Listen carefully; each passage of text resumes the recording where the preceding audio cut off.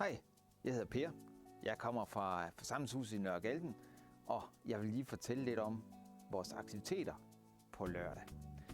På lørdag starter vi ud allerede kl. 10 med morgenmad. Det er gratis, så kom nu endelig og få lidt morgenmad eller kaffe.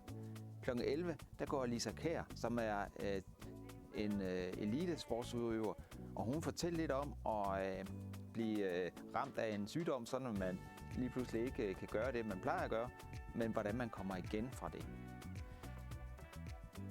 Fra 12 til 3, der har vi stjerneløbet, og hvad pokker er et stjerneløb nu for noget? Ja, i den udgave, vi har det i, så er det måske så er det mest et spørgsmål om, at vi skal løbe lidt rundt i byen, eller gå. Det er ikke på tid, det er med løbet. Det er ude på posterne, hvor der er nogle sjove opgaver, du kan være med til at løse sammen med en lille gruppe mennesker, som vi sætter dig sammen med. Og derude på posterne, der kan man altså tjene nogle point. Så har du været lidt nysgerrig på at vide, hvad der er bag ved naboens hæk, så har du muligvis en chance for at komme ind på en post i en have og se, hvad der foregår derinde.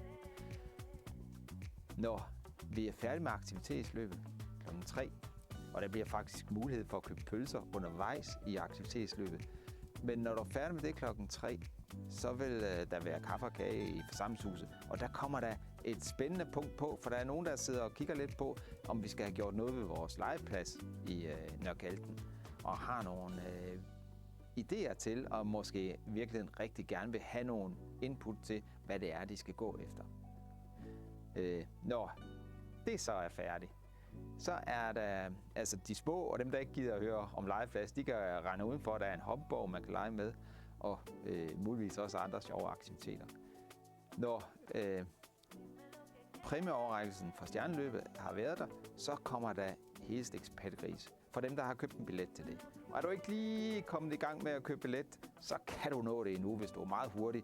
Så har vi et par ledige billetter endnu til aftenspisningen, som starter kl. 18, og det bliver ikke noget midnatsforestilling.